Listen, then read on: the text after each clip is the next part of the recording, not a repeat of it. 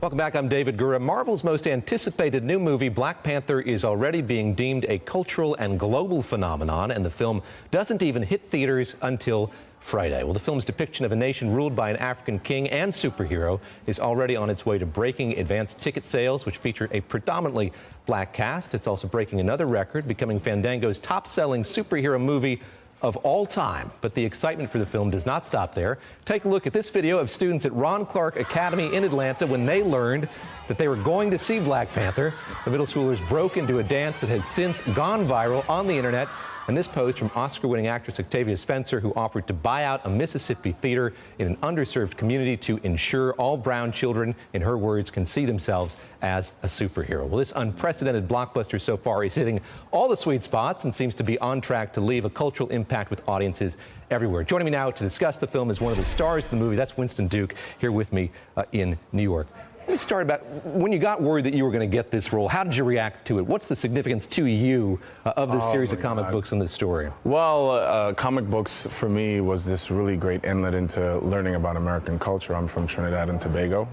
And one of the first ways I learned what kind of being American meant was reading these comic books and learning, even about the mutants, about this world that doesn't really understand you and can't accept your powers and your strength, but you'll get older and you'll meet other powerful people too, and there'll be a new day and the world will accept you. So I really learned about America that way, and comics helped to do that. This particular story has been around since the 60s, and it's been relevant throughout. Yeah. How do you situate it today? What makes this particularly resonant to audiences and to you today? Well, for me, it's definitely something that allows me, and I hope a lot of other people of color, to see themselves reflected in their media, in the things that they consume.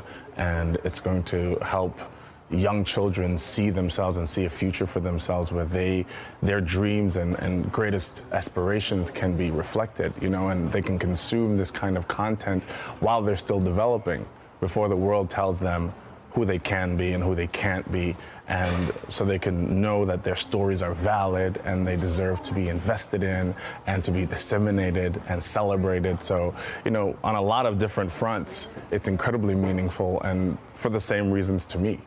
Because I didn't grow up seeing a lot of myself depicted, so. How much did you and your fellow cast members and the crew bathe in the sort of cultural significance of the film? Was it something that you guys were cognizant of and talked about? The fact that you had the cast that you had, the fact that we haven't seen a movie like this before? Well, I think we all went in knowing that it would have this cultural significance, but I, for one, made a really clear choice to divorce myself of what this could be and just really stuck to what is the job at hand. And I believe everyone collectively had a similar feeling. We know what it could be and we know what it could mean, but at the same time, what is the job at hand? What is the story we're trying to tell? Why is this story something important and meritorious just as artist and should be created? And we really just went in and stuck to the kind of grassroots actor, artist work of who's in the scene, who am I with, what's the story, where am I coming from, what do I want, how do I get it, how do I make a bold, interesting choice to do that? And then you let the story that's created by the creators, the writers, Joe Robert Cole and trusting Ryan Coogler to do his thing and craft and create something that we could all be proud of. You've seen that video, no doubt, that viral video of young kids reacting to the prospect of seeing this movie. And I wonder, as you look back on your own childhood, what do you think a movie like this would have meant to you when you were in Tobago as a kid, not having it? I mean, can you sympathize with their excitement for this movie? Of course I could sympathize with it, and I come from Trinidad that is this beautiful cultural crossroads. So I grew up, luckily, with a deep Indian culture mixed with African descendant cultures and things like that. So I would, after watching these movies, go on the beach and make my little obstacle course and do my little action thing, but not seeing yourself within the wider spectrum and not being in any kind of proximity to Hollywood was something that felt really distant. You know what I mean? So for those kids to see me they should at least be able to feel like, yeah, I don't have a father who's doing this or a mother who's doing this or anyone in my community per se who's doing this, but Winston Duke is doing this, or Danai Guarira is doing this, or Daniel Kaluuya is doing this, Lupita Nyong'o, and they look like me, they look like my dad, and that it's possible. You know what I mean? It makes so many more possibilities available for young children of color, young black children, all the kids that are there, that's part of the diaspora, and it's really beautiful to be a part of that. I want to go back to what you said, which is in the moment you had to divorce yourself from what this film could be. Yeah. Now that it's in the can, and now that we're a few days away from the release of this movie, how much have you allowed yourself to think about the possibility that could come from this movie, what it might lead to? What would you like to see it? Well, there's the movie, and we did this thing, and then there's the event around the movie, and that's the thing that you could never imagine what that could be.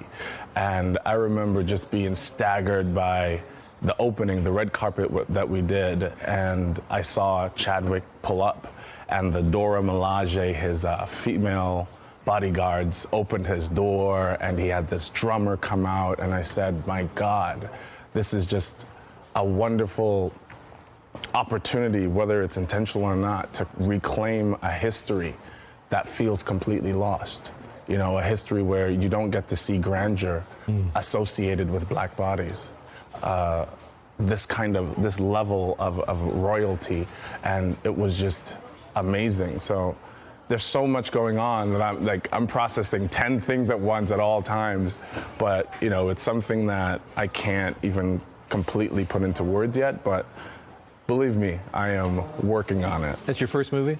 First movie. Congrats. And of all the things to do a first movie with, it's just amazing. Absolutely. Winston, thank you very much. That's Winston Duke joining me here in New York.